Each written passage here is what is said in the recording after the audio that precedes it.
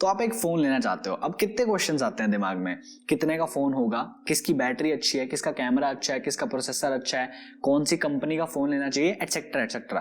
क्योंकि एक perfect phone exist नहीं करता जो कि सारी डिमांड्स को कंप्लीट कर सके। अब क्योंकि एक परफेक्ट फोन एग्जिस्ट नहीं करता तो लोग कंफ्यूज रहते हैं। लेकिन क्या आपको लगता है कि कंफ्यूजन का सिर्फ ये एक ही कारण है? तो आज हम मेजर फैक्टर के बारे में बात करेंगे कि लोगों को कंफ्यूजन होती क्यों है, और हम ये भी बात करेंगे कि ब्रांड्स का सेल्स प्रोसेस कैसे काम करता है। So the video is divided into 3 sections. So in the first section we will talk about जब फोन बनाने के बारे में सोचा जाता है तो कैसे ये चीजें डिसाइड होती हैं कि उसमें कौन से स्पेक्स लगेंगे, उसमें कौन से कैमरास लगेंगे, ये सारी बैक एंड स्टोरी हम डिस्कस करेंगे। दूसरे सेक्शन में हम बात करेंगे कि फोन बनने के बाद आपके दिमाग में ये कैसे डाला जाता है कि ये फोन एग्जिस्ट करता है, आपको ये फोन कंसिडर करना है, और कुछ केसेस में इतना ज्यादा इन्फ्लुएंशियल मार्केटिंग कर दी जाती है कि आपके दिमाग में ये बिठा दिया जाता है कि आपको फोन लेना ही यही है। And in the last section we will talk about how you end up buying the same product you were targeted for. I think intro काफी लंबा हो चुका है, तो चलो फिर शुरू करते हैं। मैं आपको एक बहुत ही बेसिक सा एग्जांपल देता हूँ। एक छोटी बच्ची टॉय शॉप के अंदर जाती है, तो अब टॉय शॉप ओनर उसको कैसे खिलौने दिखाएगा? वो उसको डॉल्स दिखाएगा,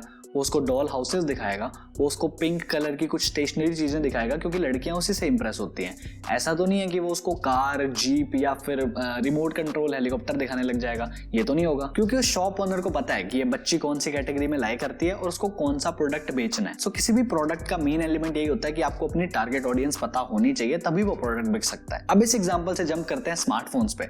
तो अगर आप एक स्मार्टफोन मैन्युफैक्चरर हो तो आपकी 2 तरीके की टारगेट ऑडियंस हो सकती है। पहले तो हम और आप जैसे लोग होंगे जिनको काफी कुछ पता होता है, जिनको पता है मीडियाटेक क्या बनाती है, क्वालकॉम क्या करती है, या फिर 120 hertz flashy display and all that cool stuff which we enthusiast love to talk about. और दूसरे वो लोग होते हैं जिनको ज्यादा कुछ पता नहीं होता, उनके लिए ये सारी चीजें एक न्यूक्लियर वेपन के फॉर्मूले जैसे साउंड करती है।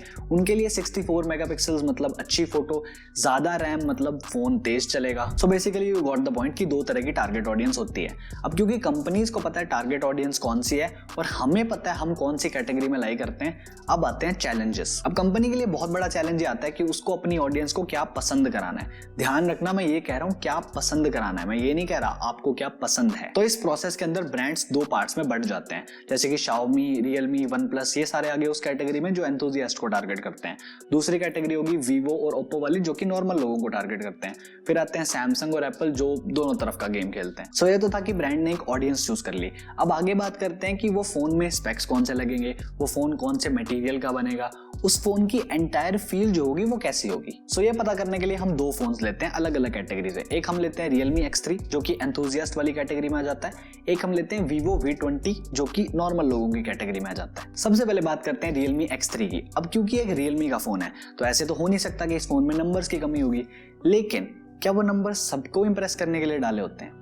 नहीं, वो सिर्फ टेक एंथुसियास्ट को इंप्रेस करने के लिए डाले होते हैं क्योंकि वही Realme की टारगेट ऑडियंस है। लेकिन अब वो फोन बेचेंगे कैसे? अब जैसे ही एक टेक एंथुसियास्ट को पता चलेगा कि एक फोन आ रहा है तो सबसे पहले वो क्या करेगा? जाएगा उनकी वेबसाइट पे, स्पेक्स पढ़ेगा। आओ वही करते हैं। हल्का सा स्क्रॉल करो, आपको दिखेगा 120 hertz ultra smooth display, 20x hybrid zoom, Snapdragon 855 plus, 8GB RAM and 128GB storage, और साथ में रैम स्पीड भी मेंशन्ड है। डुअल सेल्फी कैमरा मतलब कि एक ultra wide lens, liquid cooling. तो अब मैं समझाता हूँ इतने छोटे से टाइम पीरियड में हुआ क्या। इस टाइम में एक टेक एंथुसियास्ट इंप्रेस हो चुका है क्योंकि Realme has nailed it in terms of specs. अब कुछ लोग कहेंगे स्पेक्स मैटर नहीं करते, लेकिन सबसे पहले आप देखने क्या चाहते हो किसी फोन का? आप वेबसाइट पे जाके सबसे पहले स्पेसिफिकेशन ही देखते हो, उससे आप जज करते हो कि क्या ये फोन लायक भी है कि मैं इसके आगे रिव्यूज वगैरह देखूं। इसका मतलब आप स्पेसिफिकेशन को सीधा सीधा निग्लेक्ट तो कर ही नहीं सकते। अब एक टेक एंथुसियास्ट के दिमाग में पहला इंप्रेशन तो बन गया, अगला काम वो क्या करेगा? YouTube वीडियोस देखेगा। अब बात यह है कि इंडिया के अंदर लोग टेक रिव्यूज पे काफी कम भरोसा करने लग गए हैं due to some obvious reasons जो कि आप सबको पता है, लेकिन फिर भी ये बेस्ट रिप्रेजेंटेशन होती है प्रोडक्ट की, तो आप रिव्यूज देखने जाते हो।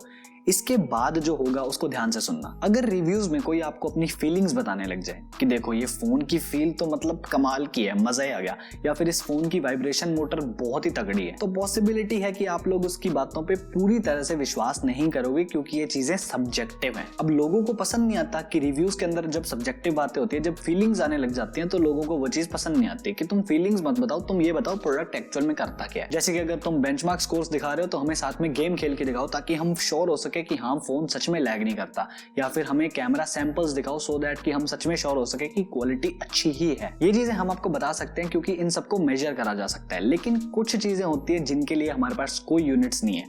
फॉर एग्जाम्पल, अगर किसी फोन की इन हैंड फील है, उसका कोई नंबर है क्या कि मतलब 500 यूनिट का है तो फीलिंग अच्छी है और 1000 यूनिट का है तो फीलिंग बेकार है, ऐसा कोई यूनिट नहीं है। तो वो इन हैंड फील जो है वो आपको डिस्क्राइब नहीं करी जा सकती, आपको खुद जाके एक्सपीरियंस करना पड़ेगा, और वो एक्सपीरियंस एक वीडियो के थ्रू देना इज नेक्स्ट टू इम्पॉसिबल, और यहीं पे रियलमी गेम को पलट देता है। इस फोन में वो सारी चीजें जहां पे नंबर्स हैं, जहां पे भी नंबर्स अटैच करे जा सकते हैं, उन सबको बहुत क्लासी रखा गया है।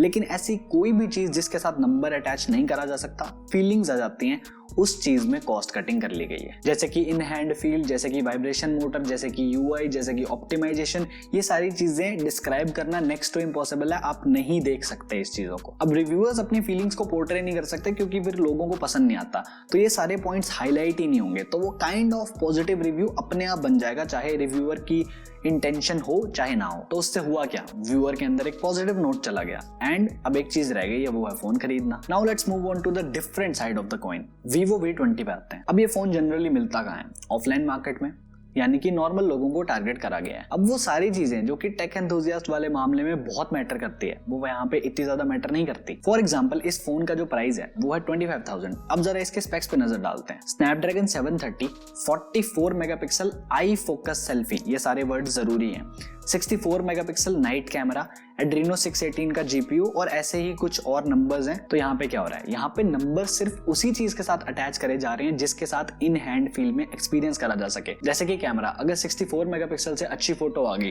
तो मजे ही आ जाएंगे। तो जो फोकस करा गया वो गया इसके डिजाइन पे, इसकी फील पे, इसका ये फ्लैशी सा कलर। अगर एक दुकान के अंदर 10 फोन रखे होंगे शेल्फ में, इस पे नजर ना जाए ये हो ही नहीं सकता। तो अब जैसे ही कस्टमर इन दोनों में से कोई भी फोन उठाएगा, जिस चीज के लिए उसको टारगेट करा गया था वो उसको मिल जाएगी। Enthusiasts can imagine the speed of the device, 120 Hz display, etc. etc. दूसरी कैटेगरी को डिजाइन की फीलिंग बहुत अच्छी आएगी, उसको फोन की UI की फीलिंग बहुत ज्यादा अच्छी आएगी, and the sense of immediate pleasure will make him say this will be my new phone. और अगर कुछ हल्की फुल्की कसर रह जाएगी तो वो हमारे शॉप ओनर पूरी कर देंगे। So now what we are doing from the last couple of minutes, we were inside the brain of a smartphone manufacturer. सबको पता है ओप्पो वीवो के फोन गंदे होते हैं, लेकिन फिर भी क्यों बिकते हैं? Here's the story. और इसको सीधी भाषा में बोला जाए तो ये होता है instant gratification technique. If a human brain needs something, he needs that in the same moment. अगर हमें कुछ चाहिए तो हमें उसी मोमेंट पे चाहिए, और यही सारा गेम है। And this is how the smartphone manufacturer sells you the phone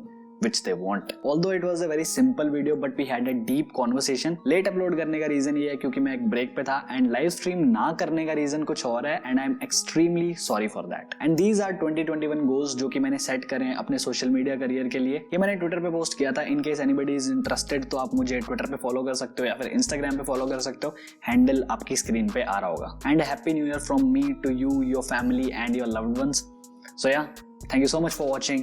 I am Devanshu and I am on leave. Till the next one, bye bye.